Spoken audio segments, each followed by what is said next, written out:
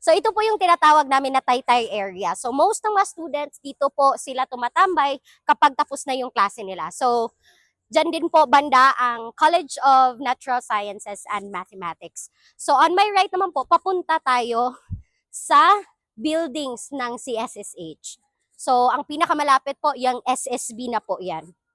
Okay, ito pwede po silang umupo dito na area.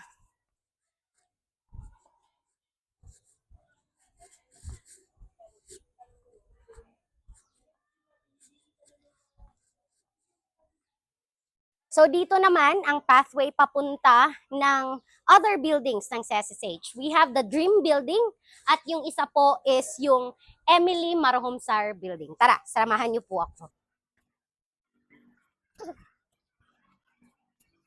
So yung rooms na po na yon na nakikita nyo, yun po yung mga annex rooms po natin for GE courses. So if you can see naman po dito banda, ito yung pinaka sa may far left ko po na site is doon naman po ang reservoir, napakaliking reservoir na ng water na nagsusupply po sa tatlong building. So this is the SSB po again.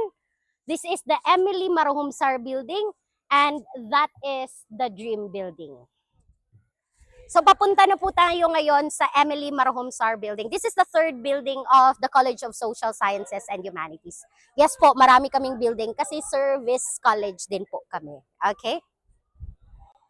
So, andito na po tayo sa lobby ng Emily Marahumsar Building. So, dito po tayo dadaan sa second entrance or exit ng Emily Marahumsar para mapakita po natin that our building is equipped with ramp. Okay, for inclusivity purposes. So makikita natin po ang ating Dream Building College habang nandito tayo sa Emily Marahumsar Building or we call it the EMB Building.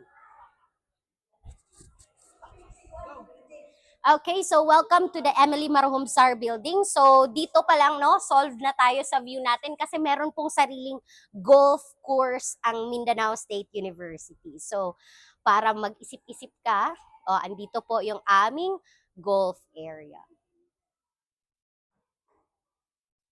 Okay, pasok na po tayo. So this is the first floor of the Emily Marahumsar Building. So, punta na po tayo sa speech lab at multimedia room. Tara po.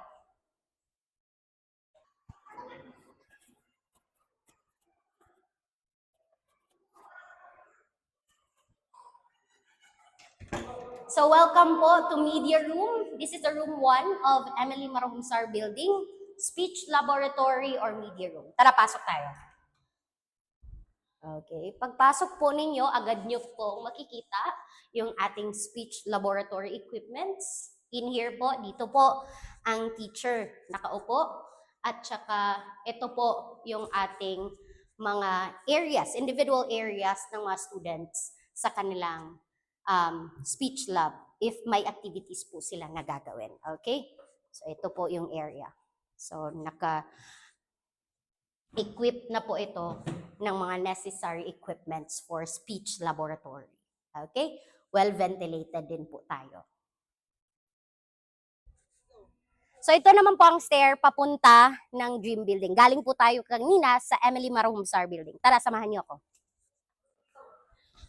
So ito naman po ang Dream Building, ang pangalawang building ng College of Social Sciences and Humanities. Sa labas po nakapaskil ang ating VMJO at himno ng Pamantasan Mindanao. Okay, pasok po tayo sa loob.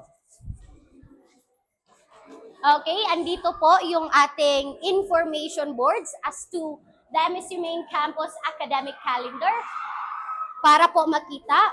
At kung meron naman pong announcement, open po ang ating boards para sa mga ipipi na mga announcement ng mga students. So, kung meron po tayong mga suggestion, meron naman po tayong mga suggestion box dito.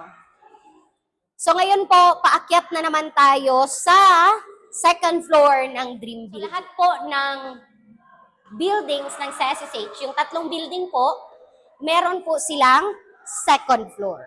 Okay? So this is the second floor of the Dream Building. So dito naman po sa second floor, nakalagay po ang ating accreditation room at saka student record section. Okay, dati po kasi itong Dean's Office, ngayon po, nandun na sa SSB building ang ating Dean's Office. So maraming salamat po sa pagsama sa akin sa tour na ito, Ma'am Shadel and Sir Chrisma. Thank you very much.